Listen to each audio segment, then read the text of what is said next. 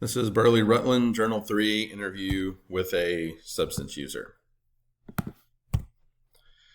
So the drug of choice for the person I interviewed is alcohol. He said his primarily appeal to this drug was that it's legal. He doesn't have to do anything illegal to get it. And generally, if it's in someone's possession, it's not considered a crime. A little bit different circumstance for him. We'll get to that later on in this discussion. So he said he had tried a few other things. Nothing really had a lot of appeal to him. He had tried various CBD products, including those with THC. Nothing really did anything different for him than beer, is what he said, and he just didn't really see that the point going to the extra trouble or expense. So that's primarily what made this attractive to him. He also stated that he had never, to his recollection, used two drugs at once. So when he did the CBD and or THC, he believed, to the best of his recollection, that was in isolation. He said it's possible that he may have had a beer or two while under the influence of these products. Didn't really have any specific recollection of that. So there were no particular effects of taking multiple substances of note. So spiritual beliefs that assist in recovery. This guy had a really firm belief in Jesus. He said he knows that Jesus is the Son of God and died for his sins to save him from his sin. And he really wanted to avoid alcohol because he knew that becoming drunk is a sin, not specifically drinking, but he recognized his own inability to have a couple of drinks and stop there. He said typically if he drinks at all, he becomes drunk. So he said he felt like he was disappointing Jesus when he would become drunk, and that was a major motivator for him to want to become and remain sober. He said his relationship with Jesus determines many of the things in his life, including who his friends are, what he watches on YouTube. He spends a lot of time watching YouTube because he spends a lot of time alone. It determines where he goes to the gym, which is at his church, what he does all day Sunday, how and where he volunteers, and also how he sees himself as an alcoholic. And it's really, he said, the strongest motivator he has to remain sober. He had quite a bit of experience, although sporadically, with no real consistency, at Alcoholics Anonymous and Celebrate Recovery. He said he's been to both of those programs. He said he's never liked either. He said he initially said he didn't really know how to explain his dislike, and then went on to explain it really well. He just said that the groups have helped several of his friends. He knows a lot of people outside close friends have been helped by the group.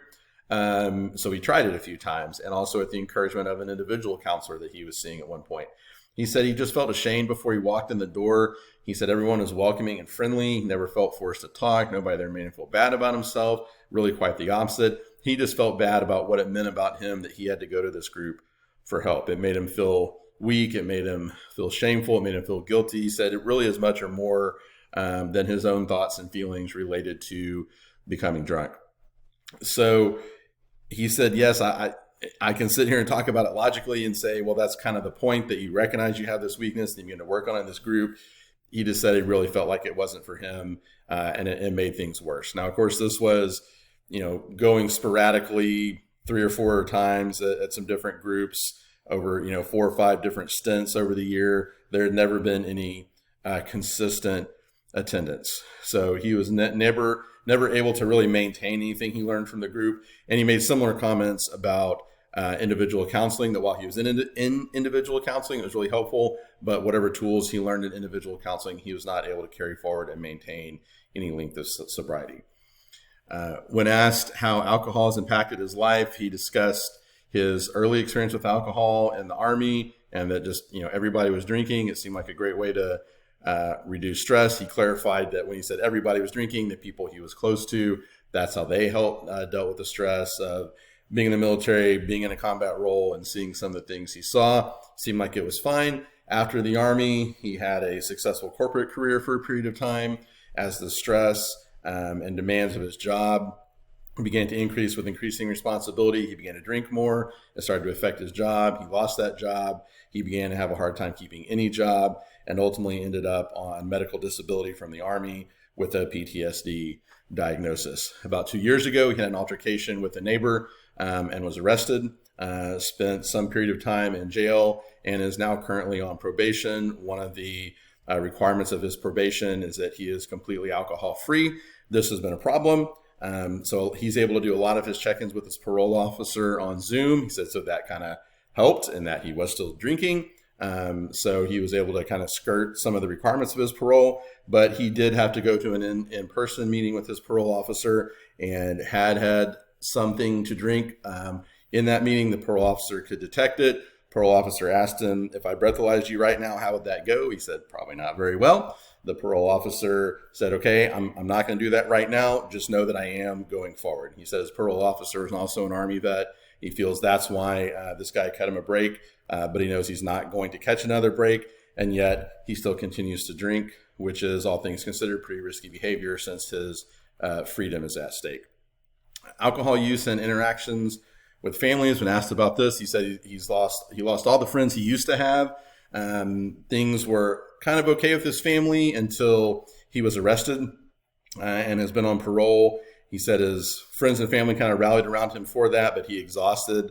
He feels like a lot of their goodwill, his mom especially, who paid all his legal bills, visited him in prison and helped him kind of readjust after, has kind of said that was it. I'm done with helping with those kinds of things. If you end up in that kind of trouble again, it's not going to be me helping you through that time. So he said he wants to maintain closeness with his family, but a lot of their meetings, when they have family gatherings, tend to always be at Mexican food restaurants, which he said is a real environmental trigger for him.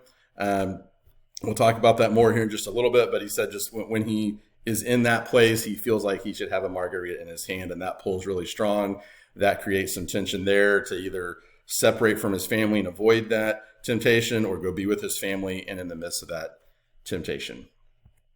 So my next question for him was about circumstances that act as triggers to drink alcohol. We got a little deeper into the Mexican food restaurant situation. Just said when I see the chips and the salsa and the fajitas and the enchiladas and the tacos, I feel like a margarita goes with that. And he said, I know that's kind of ridiculous. Obviously, I can be there and eat the food, not have the drink. That thought just becomes overwhelming. So there's that environmental trigger. But really, he said that the big triggers are stress, loneliness, and the trauma from PTSD, and thinking about things that had happened in his past, specifically when he was in the military, and not wanting to think about those things anymore. So he said he gets in this place where he's thinking about how lonely he is and how much he hates being alone and how stressful that is, which leads to thinking about some of the stressful things that happen in combat.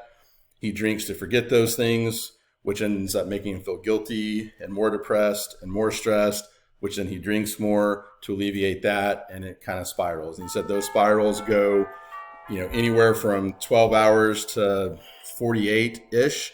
And then he's able to pull out of it and able to string together 2, 3, 4-ish weeks of sobriety before that kind of piles up again. The loneliness feels overwhelming. So the impact this had on me, it was really eye-opening for me to hear him talk, especially about his experience with Alcoholics Anonymous and Celebrate Recovery groups. He claims to have attended several different groups at various points in his struggle with alcohol. These attempts would typically last 3 or 4 meetings, and then he would quit. He doesn't blame the group for not helping him. He recognizes that the group can be helpful for some people. It was just never helpful for him. So, as a pastoral counselor, I've sent numerous people to specifically Celebrate Recovery. I've mentioned Alcoholics Anonymous as an option because it's not really my choice. I've had people go to both and report back, and it's generally been a really favorable thing. So I hated hearing that he had such a bad experience and it had not been helpful for him. So this interaction did help me to understand how these groups may not be helpful for everyone for any number of reasons.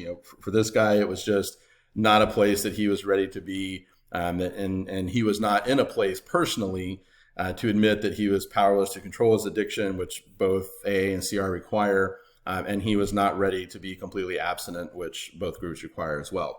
So a likely source of this man's experience and resulting opinion of AA and CR is his short and sporadic attendance. Moves and Moves in 2004 determined that at least 4 months of participation in AA was needed to create a significant difference in alcohol use at 1 year and 8 year check-ins after initial treatment. And that for a significantly improved long-term outcome. 49 months of attendance at AA is required. So just reflecting on the interview and the interviewee, I would describe my relationship with this person as a friend of a friend. Did not really know him well before this.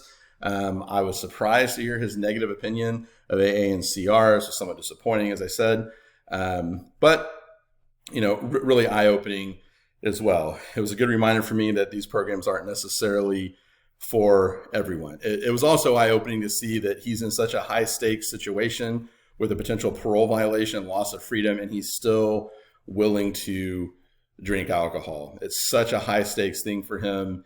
He has a very vivid memory of being in prison and a really strong desire not to be there.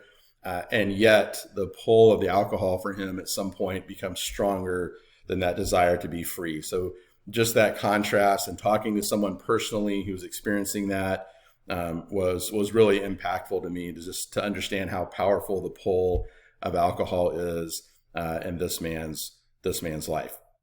So this helped me understand that there may be nothing I can say in a counseling environment that can cause a person to choose to end their addiction if they themselves are not internally motivated to do so. This reminded me a lot of Natalie's statement as a former heroin addict who became a counselor in Lewis's 2015 book, The Biology of Desire. Natalie just said that she understood, as a former addict and now as a counselor, she understood that when she wanted to help someone straighten out the mess that they were in to get their life back on track, she understood that there was nothing she was going to be able to do to make that happen for the person. That person had to be ready to change on their own, and then she could provide some of the tools to help them get to a better place. So references I use are Lewis, Biology of Desire, and Moves and Moves, Long-Term Influence, Duration and Frequency of Participation, Alcoholics Anonymous, and Individuals with Alcohol Use Disorder.